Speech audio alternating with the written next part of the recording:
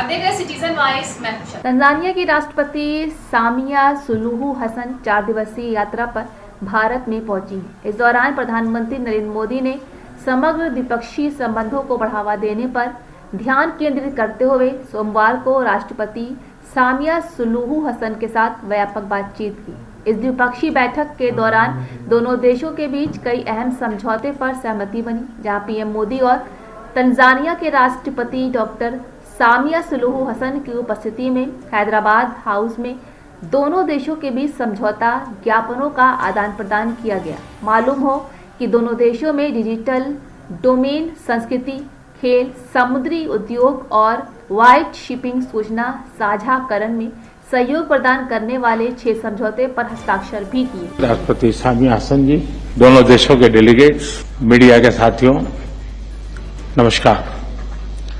सबसे पहले मैं राष्ट्रपति और उनके डेलीगेशन का भारत में स्वागत करता हूं।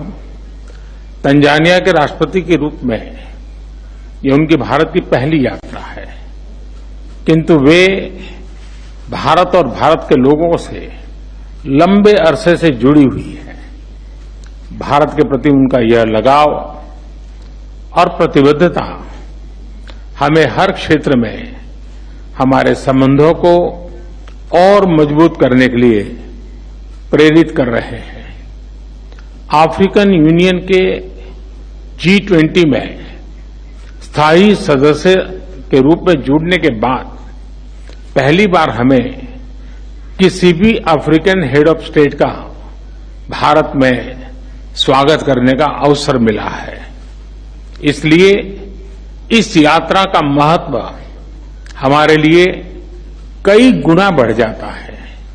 IIT मद्रास द्वारा जांजिबार में कैंपस खोलने का निर्णय हमारे संबंधों में एक महत्वपूर्ण माइलस्टोन है।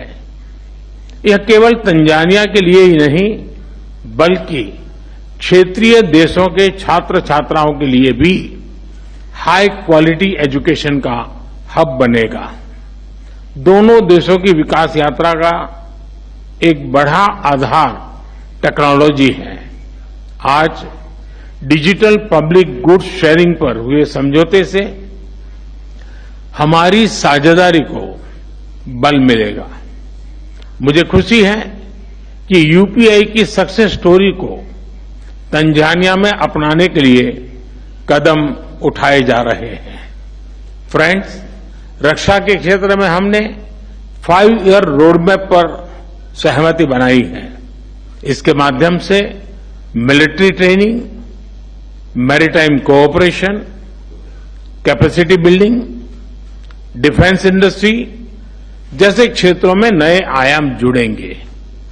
ऊर्जा के क्षेत्र में भी भारत और तंजानिया के बीच करीबी सहयोग रहा है। भारत में तेजी से बदल रहे क्लीन एनर्जी लैंडस्केप को देखते हुए हमने इस महत्वपूर्ण क्षेत्र में मिलकर काम करने पर सहमति व्यक्त की है।